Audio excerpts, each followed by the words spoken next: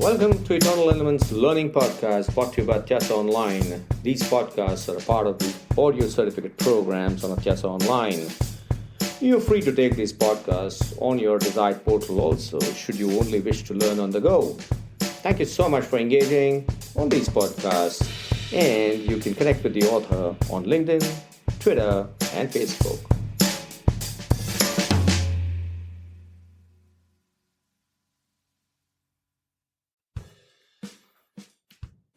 Hi, this is Niket Karajagi. Let's look at how do we create ethical climate of an organization. I'm talking to you on Eternal Elements, brought to you by Chess Online, and I'm so passionate about this whole idea of corporate governance. Ethical culture, ethical climate of the organization is critical to business governance. These are practice behaviors within the organization that stakeholders tend to experience. It's a set of shared understanding amongst people within the organization as to what is a correct behavior and what is an incorrect behavior. It defines how you take decisions, because when the values of the organization have been expressed and practiced effectively, decision making becomes so simple and so easy, and decision making can get out of those gray, hazy areas of ethical dilemmas. Ethical climate is set at the top of the organization. If people at the top are not ethical, we cannot be ethical at all. And you know what, as a consultant in business governance, I've always noticed that compromises and ethics always start at the top. Most of the leaders on the top tend to, under the greed of wanting to get to numbers, tend to compromise on compliances and ethics for sure. And hence they are role models within the organization. People reporting into them also start making those compromises, and ultimately the entire organization starts making compromises. If the CEO of the organization is extremely ethical, that means when nobody is watching you, what you do is ethical. There is no way the organization can ever practice an unethical behavior. But as a consultant, I have noticed that every time we transition from an unethical CEO to an ethical CEO, the unethical CEO has left a legacy behind, and the cleanup operation takes time, but it definitely works out.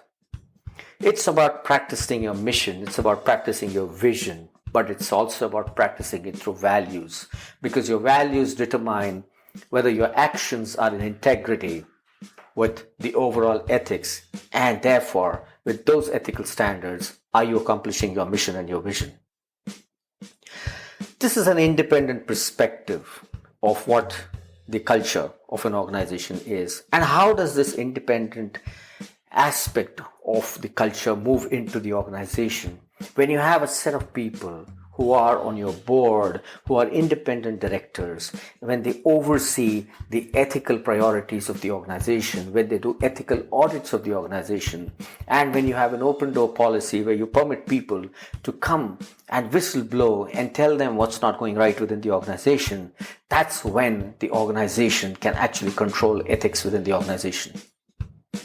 Independence in terms of the auditing of ethics is extremely crucial to the organization. The rest of it can follow later. Therefore, on the board, you must have some directors for sure who are independent directors, who have no stakes in the company, they have no interests in the company, and they have been empowered to ensure that ethics are safeguarded within the organization. There has to be an ethics officer who oversees all aspects of ethics within the organization. It must be included in the appraisal systems of the organization. That's when accountability towards ethics comes in. Issues must be investigated, issues must be resolved, and reporting has to be done in terms of any individual who has deviated from the practice of ethics. Disclosure of ethical practices makes a lot of sense. When you publish and disclose your code of ethics, this is the governing set of rules that your organization operates on.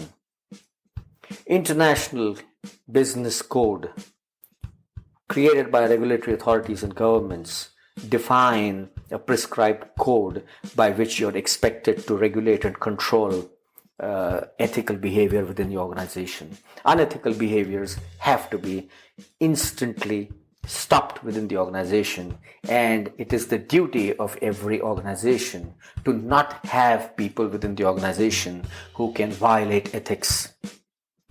You must have clearly defined code of ethics. You must have clearly defined policies. And whenever there is an ethical dilemma, that ethical dilemma should be sorted out by managers in responsible positions, because a lot of times people don't know what they're doing is right or what they're doing is not right. This is about the ethical climate of the organization. If I have to talk about culture, culture ultimately is a set of behaviors and values practiced by the important minority of the organization. That means if the important minority of the organization, which is the leaders of the organization, if they collectively come together, that means your hiring process and your rewarding process is based on ethics. The important minority starts practicing ethics. And the moment the important minority starts practicing ethics, the culture of the organization is always built. What else should you do? Create an environment of ethics.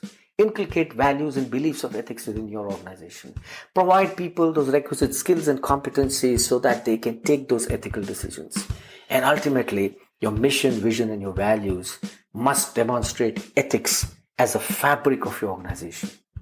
It should be the DNA of your organization. And if you can do that, that's when you set the culture of ethics within your organization. Thank you very much. This is Niket Karajagi signing off from Eternal Elements. I shall see you in the next podcast when I'm going to be talking about how do you actually create the code of ethics and how do you generate an ethics program within the organization. Thank you. I'll see you in the next podcast.